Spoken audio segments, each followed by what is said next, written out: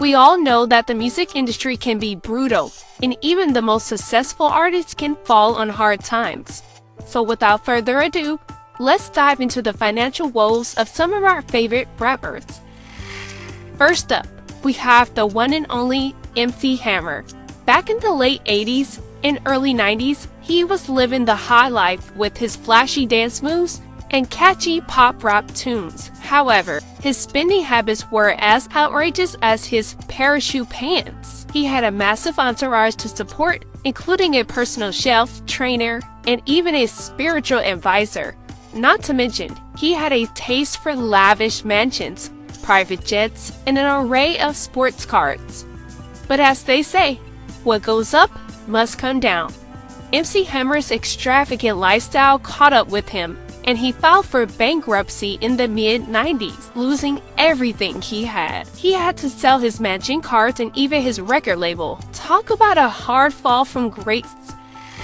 Next on our list is Ja Rule, who had a huge hit, Always on Time, back in the early 2000s. He was a big name in rap and even had his own record label. The beef between Ja Rule and 50 Cent dates back to the early 2000s and was largely driven by a rivalry between their respective record labels, Murder Inc. and G-Unit.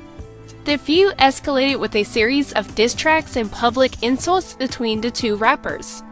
Prior to the beef, Ja Rule was one of the biggest names in hip-hop, with a string of successful albums and hit singles. However, after the feud escalated, his popularity declined and he struggled to regain his footing in the industry. Is there a world where Ja Rule and 50 Cent call a truce? If 50 Cent was walking here right now, what do you think will happen? Well, nothing, obviously. Exactly! But his involvement in the infamous Fyre Festival was a massive blow to his reputation and finances. The festival was supposed to be the epitome of luxury, but it turned out to be a complete disaster, leaving attendees stranded without food, water, or even shelter. Ja Rule was one of the festival's organizers, and he was hit with a wave of lawsuits in the aftermath. Got a bunch of 20-year-old kids screaming, "This is fraud. Shut the fuck up. This is not fraud." Maybe false advertising with them tents. He had to pay back investors who had lost their money, and his bank account took a massive hit. Ouch. Moving on to Nelly. Nelly, whose real name is Cornell Haynes Jr., was a very successful rapper in the early 2000s, with hits like Hot in Here, Dilemma, and Ride With Me. But his career slowed down. However, in recent years, his music has not been as commercially successful as it once was. There could be several reasons for this. One possibility is that the rap and hip-hop music industry has changed and new artists with different sounds and styles have emerged, making it harder for established artists to stay relevant. Another possibility is that Nelly's personal life and legal issues may have impacted his career. Last but not least, we have Young Buck, a member of G-Unit and a successful solo artist. He was living the dream until he filed for bankruptcy in 2010.